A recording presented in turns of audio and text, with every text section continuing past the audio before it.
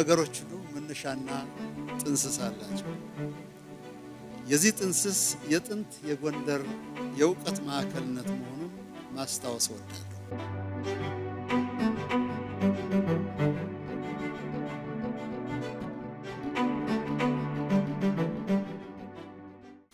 የአንጋፋው የጎንደር ዩኒቨርሲቲ 70 ዓመት የልህቀትን ወይም የእውቀት ጉዞን እንዲሁም የማስተማሪያ ሆስፒታሉ የአንድ ክፍለ ዘመን የሕክምናና የሰብአዊ አገልግሎት የምስረታ በዓልን በመታከብሩበት በዚህ ታሪካዊ ስፍራና በዚህ ወቅት በመካከላችሁ በመገኘቴ ከፍ ያለ ደስታ ይሰማኛል። ለጎንደር ዩኒቨርሲቲ ወይም ደግሞ መካነ ዕውቀትም ሆነ ለማስተማሪያ ሆስፒታሉ ቤተሰብ ሁሉ እንኳን ለዚህ ታሪካዊ ምዕራፍ አደረሳችሁ፣ እንኳን ደስ ያላችሁ፣ እንኳን ደስ ያለን ለማለት እወዳለሁ። ለአንድ ምዕተ ዓመት የቆመው ይህ ሆስፒታል ለሰሜኑ የሀገራችን ሕዝብ የሕክምና አምባ የመዳንና የመጠገን ሕያው ምልክት ሆኖ ከማገልገሉ ባሻገር ስመጥር የሕክምና ባለሙያዎችን ያፈራ የልህቀት ማዕከል ነው። ይህ ሆስፒታል አያቶቻችን፣ አባቶቻችን፣ እናቶቻችን አክሞ ተንከባክቦ እድሜ ቀጥሎ በወግ የሸኘ ሆስፒታል። ስለዚህ ሆስፒታሉ ሲነሳ በተለይ የጎንደር አካባቢ አጠቃላይ የሰሜኑ አካባቢ ህዝባችን ከህይወቱ ከኑሮው ጋር የተጋመደና የተሳሰረ ነው። ስለዚህ አገልግሎቱ ሁልቆ መሳፍርት ነው ለማለት ይቻላል። የጎንደር የሕክምና ኮሌጅ ስም ሲወሳ ታላላቅ ጠበብቶችና ልሂቃንን ያፈራ ነው። ዛሬ የተመለከትኩት ለውጥ እጅግ የሚያኮራና የላቀ ሆኖ አግኝቼዋለሁ። ይህን ሌሎች መካነ ዕውቀቶች ወይ ዩኒቨርሲቲዎች ባሉባቸው ስፍራዎች ሁሉ ሊበራከት የሚገባው እሴት ነው። በተጨማሪም ተቋሙ የቀደሙ መሪዎችንና ሰራተኞችን በማክበር ታሪካቸውን በመጠበቅ ለመተካካትና ለተቋማዊ ቀጣይነት የሰጠው ትኩረት ለዚህ ስኬቱ ዋና ምክንያት መሆኑን ተረድቻለሁ፣ ተገንዝቤያለሁ።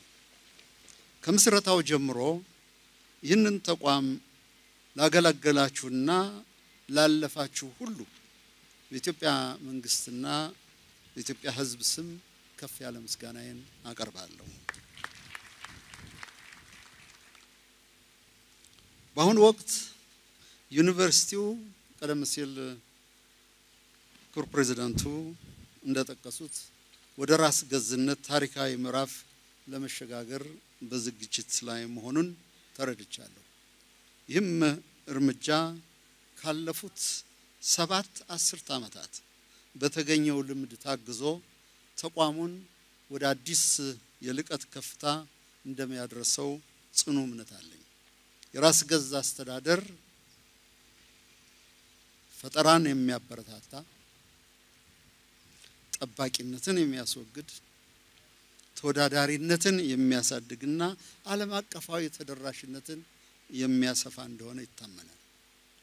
በመሆኑም ከአፍሪካ ስመጥር ቀዳሚ ዩኒቨርሲቲ በመሆን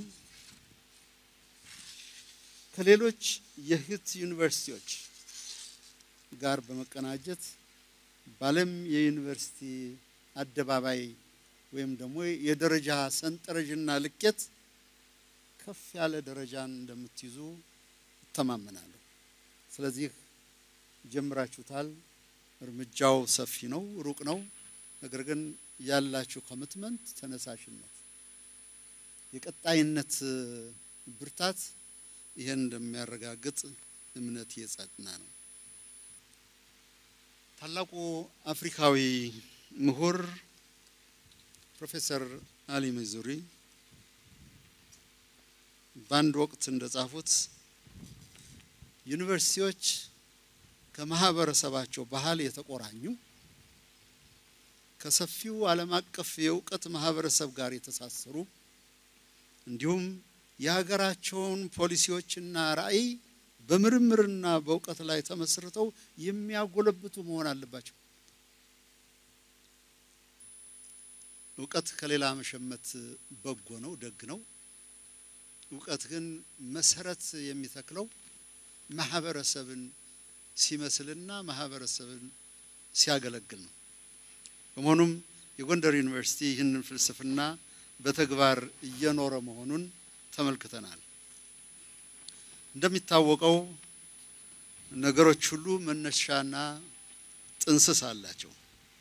የዚህ ጥንስስ የጥንት የጎንደር የእውቀት ማዕከልነት መሆኑን ማስታወስ እወዳለሁ። እንደሚታወቀው ነገሮች ሁሉ መነሻና ጥንስስ አላቸው። የዚህ ጥንስስ የጥንት የጎንደር የእውቀት ማዕከልነት መሆኑን ማስታወስ እወዳለሁ። ከአብነት ትምህርት ቤት የወጡ የቅኔው፣ የድጓው፣ የመጽሐፍቱ ሊቃውንት በተለይም በልጅነት ጊዜ የማስታወሳቸውና የመጀመሪያው የቀዳማዊ ኃይለ ሥላሴ የክብር ዶክትሬት ተሸላሚ በደንብ ነው ማስታወሰው። አራት አይና የሚባሉት እነ አለቃ አየለ ቀደም ሲል ከስልምና ጠበብት ከጥንት መድረሳዎች የፈለቁት እነ ሼህ አሊ ጎንደር ይችን ምድር የእውቀት ያስተውሎትና የብልሃት መናኸሪያ አድርገዋት ነበር። የነዛ ታላላቅ አባቶች የእውቀት አብራክ ተከፋዮች ደግሞ የዩኒቨርሲቲው መስራቾች ሆነዋል። ይሄው የእውቀት መንፈስ ቅብብሎሽ ፈረንጅ እንደሚለው ኤፒስቴሚክ ኮንቲኒቲ ነው።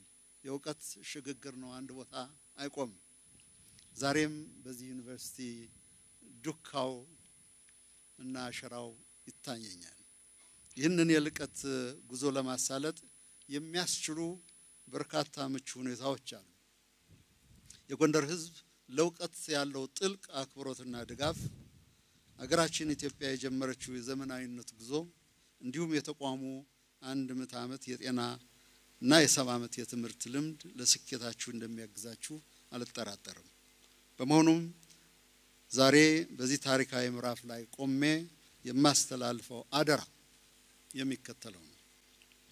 የትምህርት ጥራትን በማስጠበቅ ከማህበረሰቡ ጋር ያለውን ትስስር በማጠናከር ዓለም አቀፍ ተወዳዳሪነትን በማረጋገጥ እና ዛሬ የመረቅናቸው 22 ፕሮጀክቶች የዚህ ጉዞ የመጀመሪያ እንጂ መጨረሻ እንዳልሆኑ በመረዳት ከምን ጊዜውም በላይ እንድትተጉ አሳስባለሁ። በመጨረሻም ለኔና ለኢፌዴሪ ከፍተኛ የሥራ ኃላፊዎች ሁሉ ላደረጋችሁት ደማቅ አቀባበል ከፍ ያለ ምስጋናዬን ማቅረብ እወዳለሁ።